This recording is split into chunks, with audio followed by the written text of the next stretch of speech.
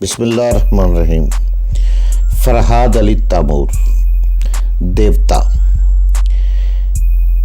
ایک بہت ہی اچھا داستان، ایک ایسے نوجوان کی کہانی جس کی صلاحیتوں نے دنیا بھر کے طاقتور ملکوں اور انسانوں کو دھول چٹا دی۔ اپنے ملک کی بقا کے لیے پوری دنیا سے لڑ گیا، جہاں گیا اپنے نام کا سکہ جمایا۔ جسے بچپن میں نہ ماں کا پیار ملا نہ باپ کا، جو ماں کی گود کو ترستا رہا، جسے نفرت ہی نفرت ملی۔ تو جناب اس کی طرف چلنے سے پہلے آپ پلیز چینل کو سبسکرائب کریں، لائک اور شیئر کریں تاکہ ہر آنے والی قسط آپ کو فوری مل سکے۔ دیوتا فرحاد علی تیمور، قسط نمبر 158 وہ جلا کر سوچنے لگا۔ فرحاد کی ایسی کی تیسی، میں 3 سال سے ماسٹروں کے لیے بڑے بڑے کارنامے انجام دے رہا ہوں۔ میں نے بڑی بڑی خطرناک مہمات سر کی ہیں، مگر اب تک مجھے کسی ماسٹر کا عہدہ نہیں ملا۔ فرحاد کیا چیز ہے؟ میں ماسٹروں پر ثابت کر دوں گا۔ جس فرحاد سے وہ اندر ہی اندر خائف ہے، میں اسے تگنی کا ناچ نچا سکتا ہوں، مگر اس مقصد کے لیے بہت سوچ سمجھ کر قدم اٹھانا ہوگا۔ وہ تدبیریں سوچنے لگا۔ میں بہت دیر تک اس کے ذہن میں جھانکتا رہا، مگر اسے کوئی عمدہ سی تدبیر نہیں سوجھ رہی تھی۔ وہ ایسی چال چلنا چاہتا تھا کہ جس سے دوسرے ماسٹر اعتراض نہ کر سکے اور وہ یہ ثابت بھی کر سکے کہ وہ فرحاد کو اپنے کنٹرول میں رکھ سکتا ہے۔ جب کوئی تدبیر سجائی نہ دی تو اس کے دماغ نے اسے سمجھایا کہ سوچنا فضول ہے۔ ہو سکتا ہے کسی وقت فرحاد چپکے سے اس کے خیالات پڑھ لے۔ دانش مندی یہی ہے کہ اچانک ہی کوئی تدبیر سجائی دے تو اس پر عمل کرے۔ اس نے سوچنا چھوڑ دیا۔ میں بھی ذہنی طور پر اس کا پیچھا نہ کر سکا کیونکہ سونیا بیدار ہو گئی تھی۔ وہ نہانے اور لباس بدلنے کے لیے باتھ روم چلی گئی تھی۔ وہاں سے واپس آ کر اس نے پوچھا، اب کیا ارادہ ہے؟ کیا تم جزیرہ کووائی جا کر ماسٹروں کے سامنے اپنی صفائی پیش کرو گے؟ اس کے سوا میں کر بھی کیا سکتا ہوں؟ یہاں سے فرار کا کوئی راستہ ہو تو بتاؤ۔ میں کیا بتاؤں؟ میکی نے ہمارے پاسپورٹ اپنے پاس رکھ لیے ہیں، اس کے بغیر تم اپنے ملک واپس نہیں جا سکو گے۔ میں نے لاپرواہی سے شانے اچکاتے ہوئے کہا، جب فرار کا کوئی راستہ نہیں ہے تو اپنی مجبوریوں کو ماتم کرنا فضول ہے۔ کیوں نہ ہم ہنستے کھیلتے آنے والی مصیبتوں کا استقبال کریں؟ چلو ہم باہر چلتے ہیں، میں تمہاری رہنمائی میں دیکھوں گا یہ جزیرہ کتنا خوبصورت ہے۔ میں بھی نہانے اور لباس تبدیل کرنے باتھ روم میں چلا گیا۔ زندگی کی دھوپ میں دوڑتے دوڑتے حالات نے سکھا دیا کہ پریشان ہونے سے کبھی مسئلہ حل نہیں ہوتا۔ میکی موقع کی طاق میں تھا اور میں بھی موقع پر حاضر دماغی سے کام لینا جانتا ہوں۔ جو ہوگا دیکھا جائے گا۔ تفریح کے جو لمحات میسر ہو رہے ہیں انہیں ضائع نہیں کرنا چاہیے۔ میں ایک بہترین سوٹ پہن کر تیار ہو گیا۔ سونیا بھی غضب ڈھا رہی تھی۔ اس نے ہوائی دوشیزاؤں کے انداز میں گھٹنے تک ریشمی چپٹ کی پیٹی کوٹ پہنی ہوئی تھی۔ اسی ریشم کا ایک بلاؤز پہنا ہوا تھا جو آستینوں سے بے نیاز تھا۔ اس کی سڈول باہیں تانبے کی طرح سرخ مائل تھی۔ ہار سنگار کے طور پر گلے میں پھولوں کا ہار تھا، کانوں میں پھولوں کے آویزے تھے اور پیروں میں پھولوں کی پائل بندھی ہوئی تھی۔ جب وہ چلتی تو پھولوں کی پائل سے خوشبو کی بے آواز چھم چھم ابھرتی تھی۔ ہم کمرے سے باہر آئے تو کوریڈور میں میکی سے ملاقات ہو گئی۔ وہ ہماری طرف آ رہا تھا۔ جب اسے پتا چلا کہ ہم تفریح کی غرض سے باہر جا رہے ہیں تو اس نے اعتراض کیا۔ ماسٹر سائمن کا حکم ہے کہ آپ لوگ باہر نہ جائیں۔ آدھی رات کے بعد میں تم دونوں کو جزیرہ کووائی پہنچا دوں گا۔ میں نے اس کے شانے کو بڑے پیار سے تھپکتے ہوئے کہا، مسٹر میکی، آدھی رات کے لیے ابھی 10 گھنٹے باقی ہیں۔ اپنے ماسٹر سے کہہ دینا میں قیدی بن کر رہنے کا عادی نہیں ہوں۔ میرا جواب سن کر اس کا چہرہ غصے سے سرخ ہو گیا۔ اس کی سوچ کہہ رہی تھی کہ فرحاد کو اپنا ایک فولادی ہاتھ جماؤں تاکہ یہ ساری اکڑ بھول جائے۔ میں نے اس کی سوچ میں اسے سمجھایا، نہیں، مجھے اپنا غصہ ضبط کرنا چاہیے۔ اگر میں نے یہاں فرحاد کی پٹائی کی تو یہ بات ماسٹروں کی مرضی کے خلاف ہوگی۔ ابھی اسے ڈیل دینی چاہیے۔ اس نے ہمارے راستے سے ہٹتے ہوئے کہا، اگر تم خود کو سپرمین سمجھتے ہو تو پھر جاؤ۔ معاشروں سے حکم عدولی کا نتیجہ सामने आ जाएगा। मैंने सोनिया की कमर में हाथ डाला और सीटी पर एक अंग्रेजी धुन बजाता हुआ आगे बढ़ गया। हम होटल की एक कार किराए पर हासिल करके इस हरे भरे जजीरे की सैर करने निकल गए। सोनिया मुझे तमाम जगहों के नाम बता रही थी और मुख्तलिफ तफरीगाहों और होटलों में लिए घूम रही थी। 2 घंटे बाद जब मैं साहली सड़क पर कार ड्राइव कर रहा था तो मुझे एक ताक़ब करने वाली कार का इल्म हुआ।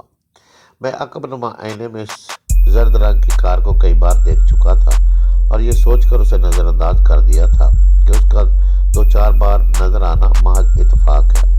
मगर साहली सड़क वीरान थी। इस वीरान सड़क पर किसी कार को मुसलसल पीछे आते रहने खतरे का एहसास हो गया था। मैंने सोनिया से कहा, एक कार बराबर हमारे पीछे आ रही है, मुझे मैकी पर शुबा है, वो मुझे इस तरह नुकसान पहुंचाने की फिक्र में है, मास्टरों को कोई शिकायत ना हो।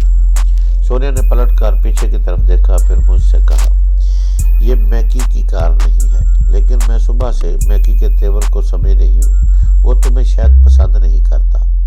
ताज्जुब है कि वो मास्टरों की मर्जी के खिलाफ तुम्हें नुकसान पहुंचा सकता है। ये तो आगे चलकर मालूम होगा। तुम इतना याद रखो कि किसी मौका पर मैं अचानक ही गाड़ी रोकूं तो तुम फौरन कार से उतरकर इन झाड़ियों के पीछे चली जाना। क्या ये झाड़ियाँ आगे दूर तक गई हैं? हाँ, मगर मैं तुम्हें खतरे में छोड़कर नहीं जाऊंगी। नादानी की बातें ना करो, मैं तन्हा रहकर अपनी हिफाजत कर लूँगा। तुम साथ रहोगी तो परेशानियाँ बढ़ जाएंगी। कार रोकने का मौका जल्द ही मिल गया। एक मोड़ काटते ही अचानक एक बड़ी सी स्टेशन वैन ने रास्ता रोक लिया। वो सड़क पर तिरछी खड़ी हुई थी। मैंने एक झटके से ब्रेक लगाकर अपनी गाड़ी रोक दी। सोनिया ने फौरन दरवाज़ा खोलकर बाहर छलांग लगाई, फिर देखते देखते झाड़ियों के पीछे चली गई। सामने वैगन का दरवाज़ा खोलकर तकरीबन 6 हट्टे-कट्टे नौजवान बाहर आए। पीछे से वो जर्द रंग की कार भी आकर रुक गई। इसमें से भी 4 पहलवान नुमा बदमाश निकलते हुए नजर आए। वो सब खाली हाथ थे। इनके हाथों नहीं थे, इनके हाथों में रिवाल्वर और चाकू इसलिए नहीं थे कि मैकी मुझे कत्ल नहीं करना चाहता था, वो सिर्फ मुझे जेर करना चाहता था और मास्टरों को बताना चाहता था कि वो मुझ जैसे टेलीपैथी जानने वाले को किस तरह अपने कंट्रोल में रख सकता है। वाकई में टेलीपैथी के जरिए कितने बदमाशों को अपने करीब आने से रोक सकता था। एक तरफ से किसी को ख्याल ख्वानी के जरिए रोकता तो दूसरी तरफ से 10 बदमाश मुझ पर हमला कर देते। लिहाजा मुझे अपनी जिस्मानी कुव्वत से काम लेना पड़ा। एक तरफ से हमला हुआ तो मैं दूसरी तरफ से कतरा कर निकल गया। मैं कोई सुपरमैन तो नहीं था कि इन्हें मार मार कर इनसे कतराता रहता और वो बुज़दिलों की तरह मार खाते रहते। इनमें एक से एक फाइटर मौजूद था। उन्होंने मुझे ऐसे हाथ जमाए कि डूबती शाम से पहले ही तारे नजर आने लगे।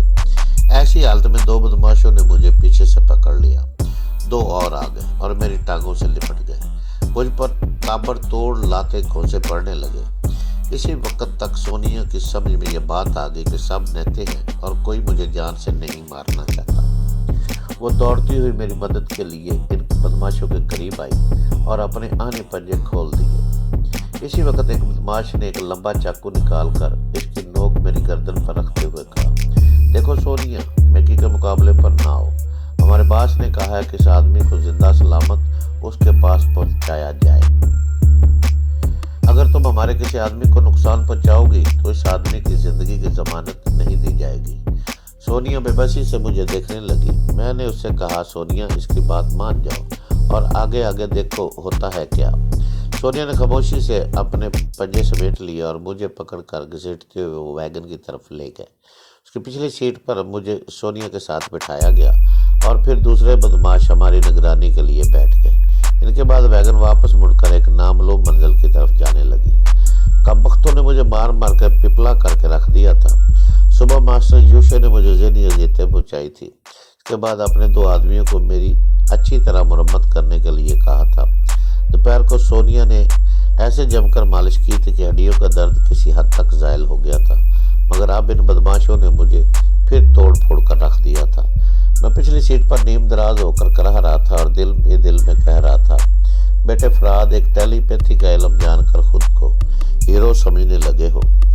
देख लो, हीरो बनने के लिए कैसी कैसी मार खानी पड़ती है। तुम पाकिस्तानी कहानियों के हीरो तो नहीं हो, जो माफूकुल फितरत होता है, जो बाहर नगरी नगरी घूमता है। हर जगह नामवर बदमाशों की फौज को नेता होकर मारता पीटता और नेस्तो नाबूद करता गुजरता जाता है। अब ये मार धाड़ हकीकतें सामने आ रही हैं तो अपनी सलाहियतों के बावजूद मार खाता जा रहा था। अब मेरे पढ़ने वाले मुझे बुज़दिल समझे या मजबूर समझे या हालात का तकाजा समझे, बहरहाल मुझ पर जो बीती है मैं उसे अपनी आप बीती में ज़रूर पेश करूँगा। सोनिया मेरे पास बैठी हुई मेरा सर सहला रही थी। उसे आसपास बैठे हुए बदमाशों पर गुस्सा आ रहा था, मगर वो भी हालात से मजबूर थी, मेरी मदद नहीं कर सकती थी। सिर्फ मेरा सर सहलाकर खामोशी से मुझे तसल्लियाँ दे सकती थी। मैं बदमाशों की मौजूदगी में इससे खुलकर बातें नहीं कर सकता था, लिहाजा सोच के ज़रिए कहने लगा, सोनिया तुम यहाँ के तमाम इलाकों से वाकिफ हो, ज़रा खिड़कियों से बाहर देखती रहो, ये किन रास्तों से गुजर रहे हैं। सोनिया ने भी सोच के ज़रिए कहा, मैं देख रही हूँ, सब रही हूँ, ये मैकी के खुफिया अड्डे की तरफ जा रहे हैं। जब गिदड़ की मौत आती है तो वो शहर की तरफ भागता है। मैकी भी शायद ज़िंदगी से बेजार हो गया, इसलिए वो मेरी तरफ बढ़ रहा है। ये कहते ही मैं तकलीफ से कराहने लगा। मार खा कर अदबुआ होने के बावजूद मैं खुशफहमी में था कि मेरी बजाय मैकी की मौत आएगी। पता नहीं वो कमबख्त मेरे साथ किस तरह पेश आने वाला था। 20 मिनट के बाद वो गाड़ी एक बहुत बड़ी कोठी के हाथे में पहुंचकर रुक गई। वो मैकी की रहायशगाह थी। वो मुझे कोठी के अंदर एक ड्राइंग रूम में ले कर आ गए। एक कमरे की सजावट देखकर मेरी आंखें खुली की खुली रह गई। वो जदीद तर्ज के कीमती सामान से ऐसा आरास्ता थी कि आरائش के हर सामान पर नजरें जम कर रह जाती थी कि शहजादे का माल भी ऐसा ना होगा। इस कोठी को देखकर पता चलता था कि तमाम मास्टर एक शहजादे की तरह